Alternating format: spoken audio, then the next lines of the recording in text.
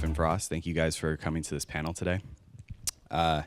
You'll notice by my fancy PowerPoint presentation, we're going to talk today about production and the creative process. Facilitating creativity is kind of the subheadline of what that means. This is what we're going to talk about today. These are all the various things you can read. You guys are literate. But a majority of what we're going to do is go into what a producer is and what they do, and then also how they work with creative people. A lot of times I think people have this conception of, or misconception of producers as people that are like the enemy of fun and they want to just get everything done and quickly and fast. And that might be the case at some places, but I think the successful ones don't do that. So I'll talk about what that means today, and we'll go from there. So first of all, who am I? My name is Stephan Frost. That's me with my wife and kiddo, Killian. He's 2 years old. I'm not going to tell you how old my wife is. She'd get mad at me. Yeah, thank you. What have I done? So I started out at Disney Interactive as a production assistant, and that was a 6-month job. I then went to Sensory Sweep Studios, which is out in Utah, and made some really terrible, awful video games. I did that for about 2 years. And then after that, was that a clap? Did somebody just clap for the awful video games? If so, thank you. Yeah, I worked on, a quick side story. I worked on Major League Eating, the game. Did you guys know that was a game? You do now. I worked on it. I moved to Utah. I moved 3 states. I'm from California. I moved 3 states to work on that game, unbeknownst to me. But when I got there, boy, was I surprised and not happy at all. So after that, I went to a place called Way Forward Technologies. They do side-scrollers. They do amazing side-scroller stuff, actually, if you played like DuckTales Remastered, or they did A Boy and His Blob. And they've done a whole bunch of stuff. They're really awesome. I was a level designer there.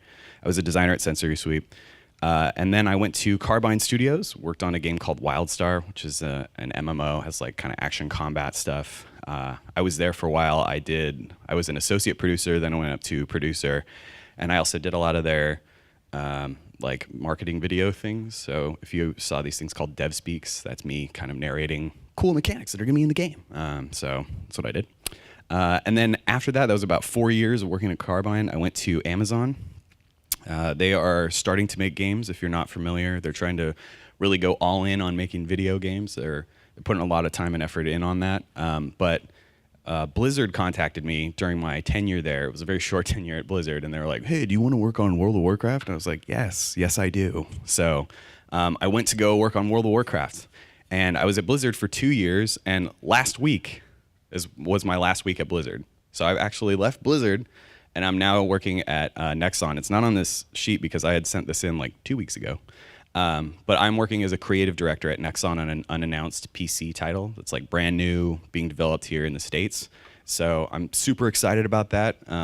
It's a lot different. I was a senior producer at Blizzard, so it's kind of a change from being a senior producer to a creative director, but I'm very excited about it.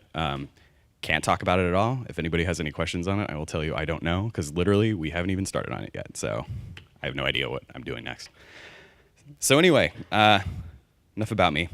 Let's talk about producer responsibilities according to Wikipedia. So I wanted to define what a producer is, and I've noticed that there are a lot of different places that define what a producer does differently. This is a laundry list of things that you do as a producer. According to Wikipedia, a producer is someone who negotiates licensing deals. I've never done that. Acting as a liaison between development staff and upper stakeholders. Sure. Developing and maintaining schedules and budgets. Yeah. I haven't done so much on the budget side as I have on the managing schedule side, personally, but there are producers that do that. There's also a big difference between a development producer and somebody that works in publishing. Publishing is, the people that put out the game. Development is, the people that make the game. So that one probably has a lot more to do with budgets and schedules and times and things like that. So overseeing creative design, art and programming and stuff like that, technical development. Yes, that's kind of a misconception too of overseeing. What does that mean? Does that mean that you're creating those things? No, it means you're kind of being over those people and make sure that they are doing stuff or doing stuff on time, or that they can complete stuff, that sort of thing. Scheduling, timely quality assurance of testing. Yep, Yeah, you got to get that in there. You got to make sure that whatever you're making, you have lots of time to make sure that it doesn't have bugs and is not terrible. Arranging for localization, you can do that as a producer. Sometimes that is your only job as a producer. You are a localization producer. If you look at something like World of Warcraft, I think it's like 11 different languages that WoW is translated into. So coordinating that it's no small feat, and it has a dedicated person that is their job. They work with localization to make sure it gets translated and that it's good and that it comes out on time and all that fun stuff. And then lastly, pitching game ideas to publishers. Not really, as a producer, that's not really what you do. It can be. There are certain places that is the case, but rarely. Like, you would never hear anybody at Blizzard Entertainment, I think, as a producer going like, I've got an idea for a game. That's mostly designers kind of doing that sort of thing. So IRL, what do producers do? It's basically this. Have you guys seen Office Space? What the hell is wrong with you people? I have people skills, right? That's kind of what you do as a producer, right? So what's on there? We have a burn down chart. How many people know what a burn down chart is? Couple. It's okay if you don't, by the way. That's why you're here, because you can learn about it. So a burn down chart is basically a measurement of how much stuff you want to do in a certain amount of time. And you could do it by hours, you could do it by tasks. But basically, let's say I have 10 tasks that I want to do in 2 weeks. That means that every day I need to do a task. And if I do that task, it will then mark down on the hours or tasks that I have done, as you can see there, right? So they're starting at about 160. It went down, cool. So we have one line there that's blue. That's the ideal line, meaning you're doing things at the appropriate amount of time for us to think, yeah, you're gonna do your stuff on time, cool. The red line is the actual, right? What did we actually do? So this is a bad burn down, right? Because you're doing stuff, cool, and then it goes up, which means somebody added a task, which is more stuff that you're supposed to be doing during that time, which is on the production side, we're like, huh, why did you do that? We're just trying to do things, and you're like, adding stuff, stop it, right? You can add stuff, but usually you want to plan for it and kind of think about it in the future, and this is very last minute, and sometimes it happens. Sometimes it's like, look, we can't finish our goal unless we add this thing.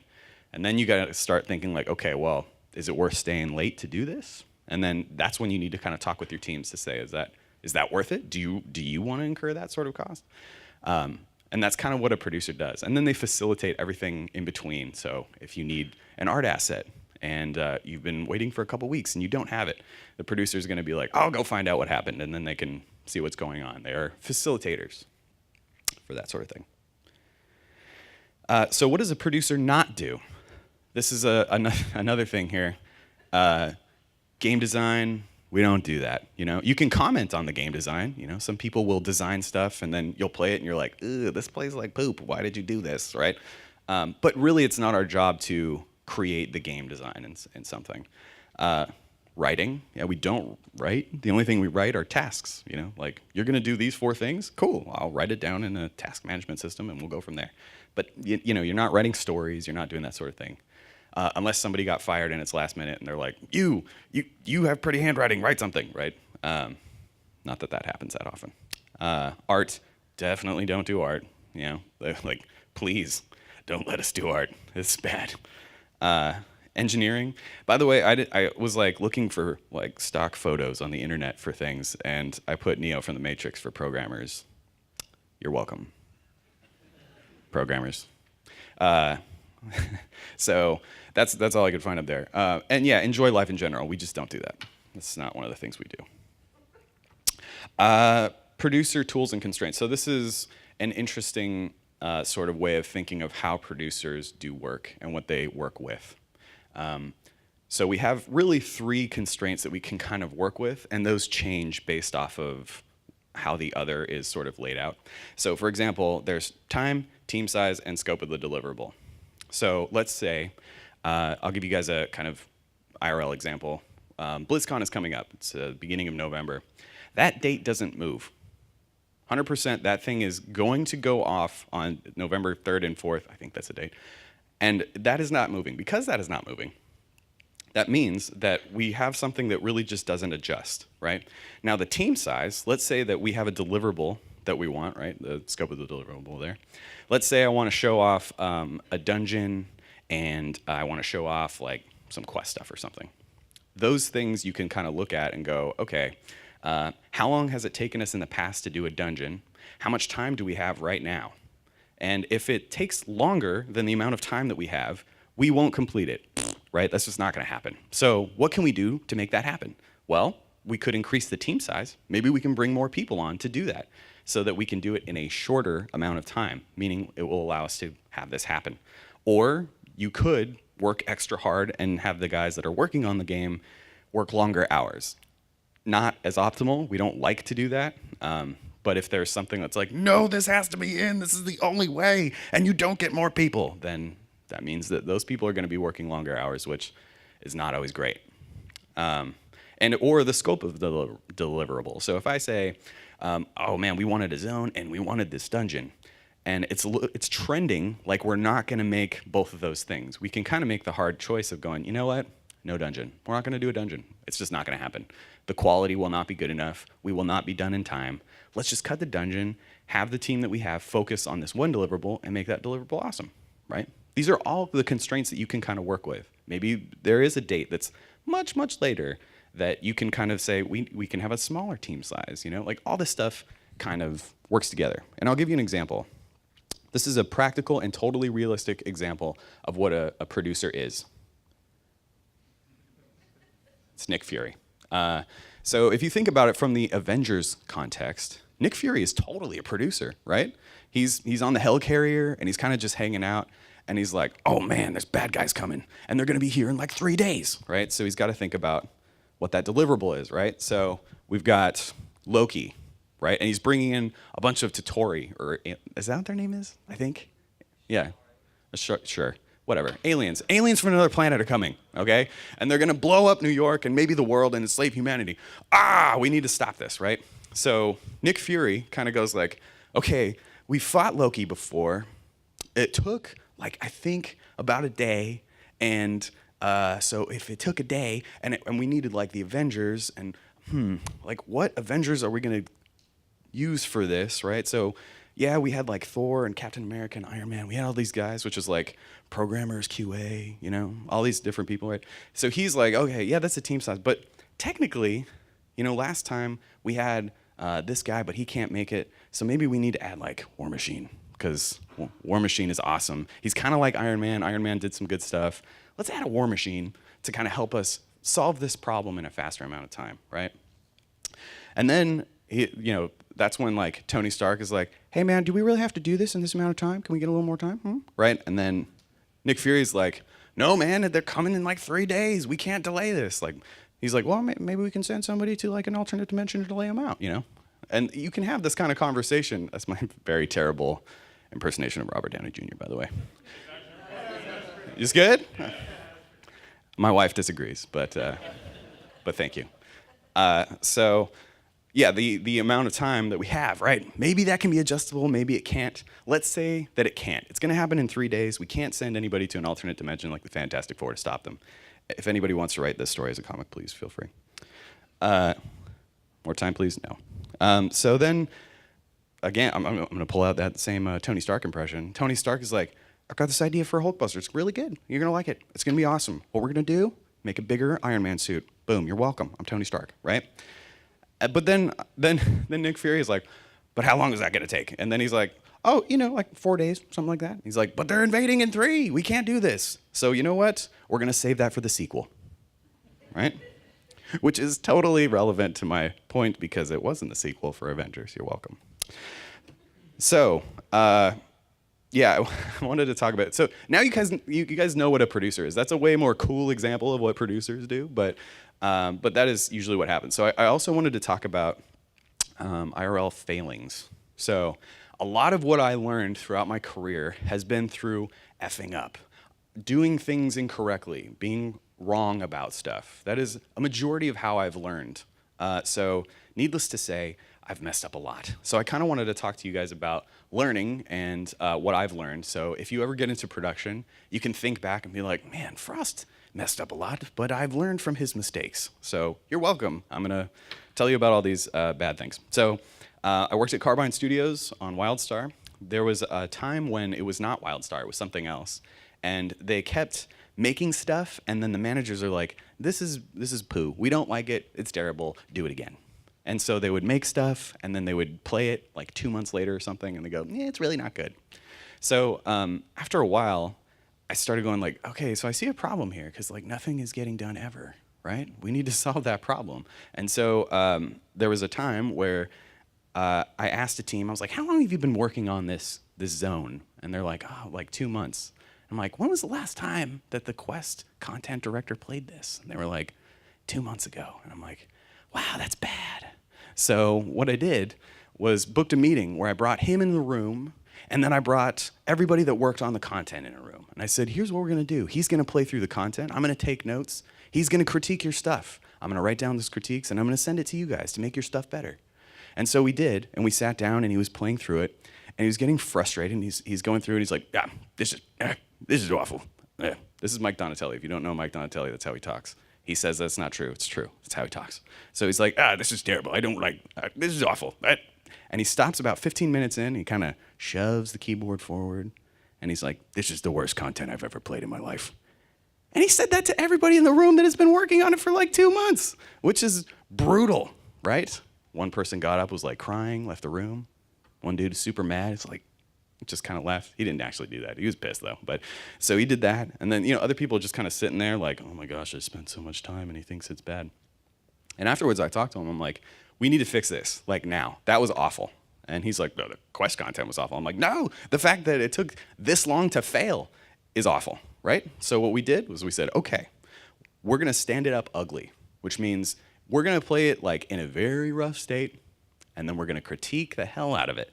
And then we're gonna send that critique to those people. And if you spend a week or two working on something and you get a critique, it's a lot easier than if you spend a couple of months, right?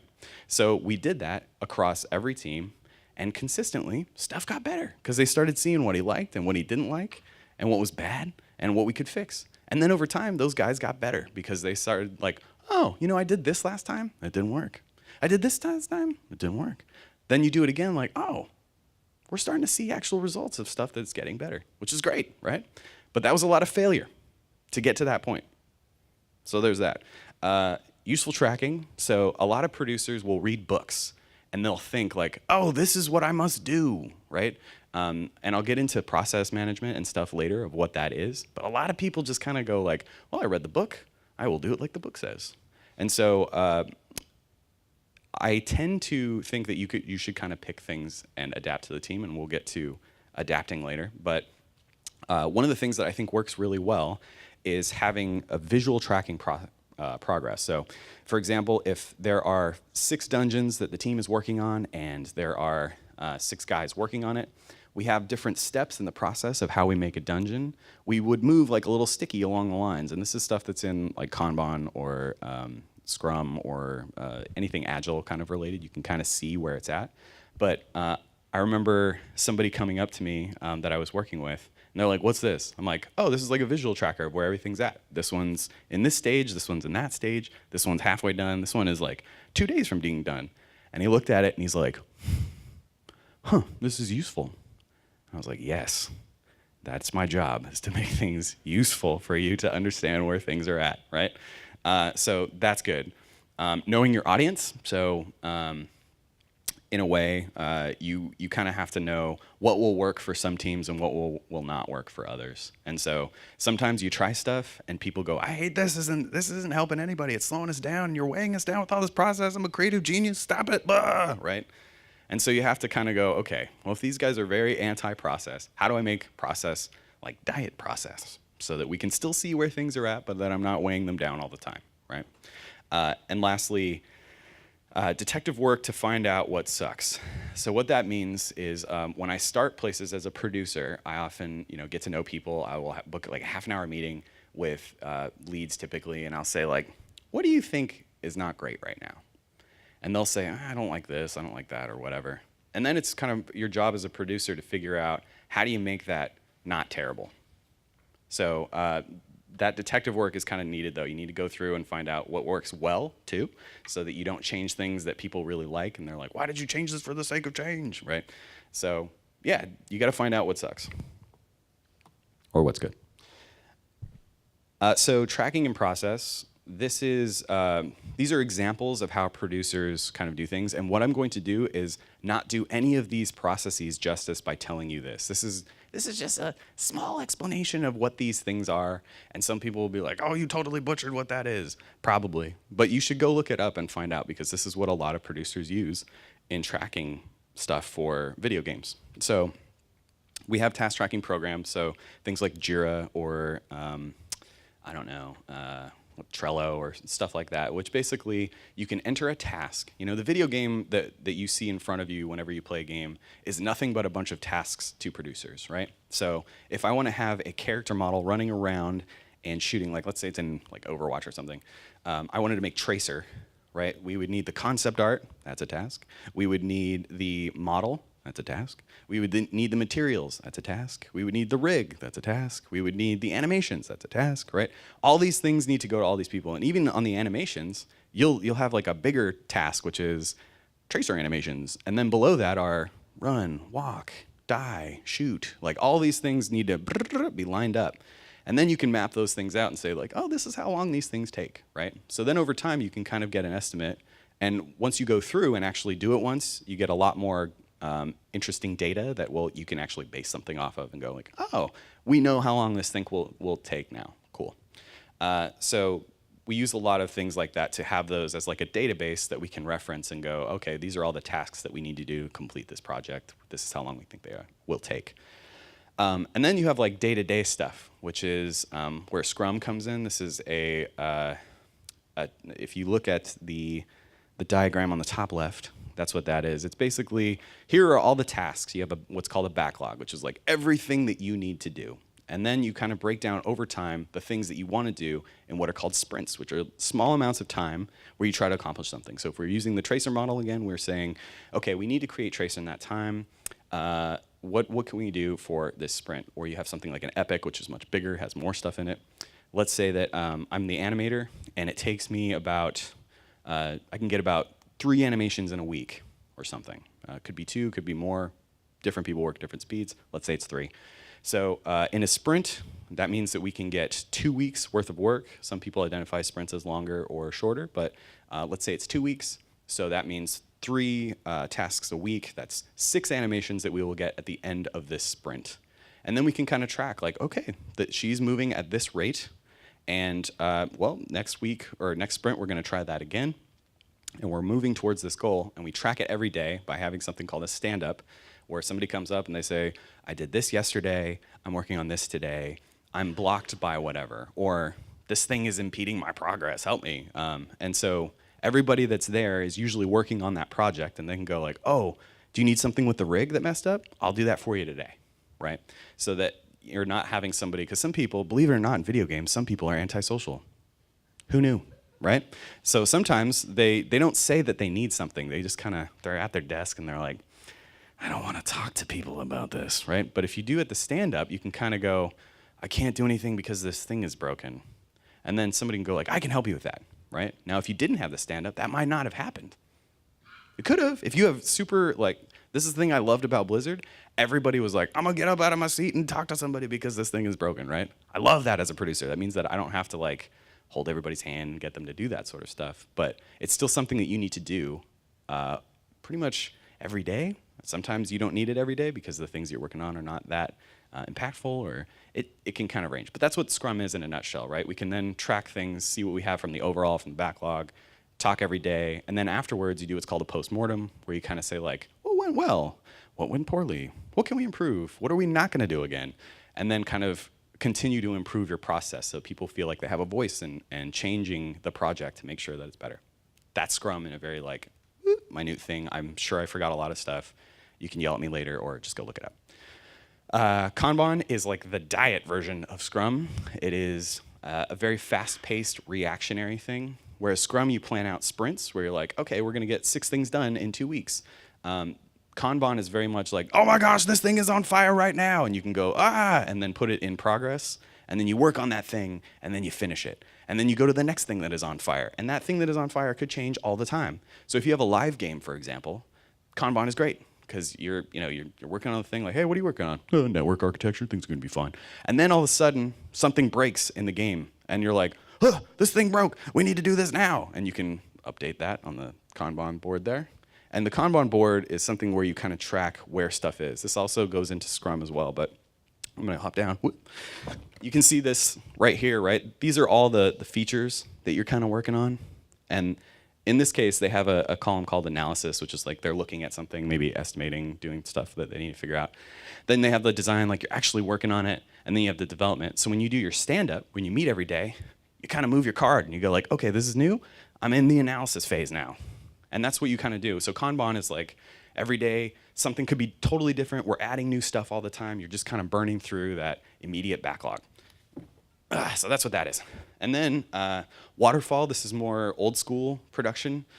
This was before things like Scrum and Kanban existed. And this is just, here's my schedule, things. We know how long they're gonna take. It's not gonna change much. You know, it's just kind of what it is. So you can see in that, that thing going down like a waterfall, right? It is, we have this, it's gonna take this long. We're gonna map it out on an Excel sheet or MS project and see, we know how long these things are gonna take. This is what this is gonna be. It doesn't really change all that much. And then there's this thing called Kaizen. And Kaizen is very much like they're all about PDCA, which is plan, do, check, act. And this is very much goes in line with the postmortem that I was talking about before. This stuff is, okay, so we really screwed up on this thing. What are we gonna do about it? Here's what we're gonna do about it. We're gonna do it, and then we're gonna check on it later. Like, did it work? And if it worked, great. And if it didn't, what are we gonna do about it? We're gonna do this. And so that is that constant cycle of trying to improve and trying to be better. And that's what that PDCA thing is. Toyota is the one that is basically responsible for coming up with this idea. You can read about it more on the internet. Kaizen, PDCA, and just Google that. Whew. Okay, so that's like production process in a slide. And I'm sorry, that's incredibly boring, but that is like, that's what it is, right?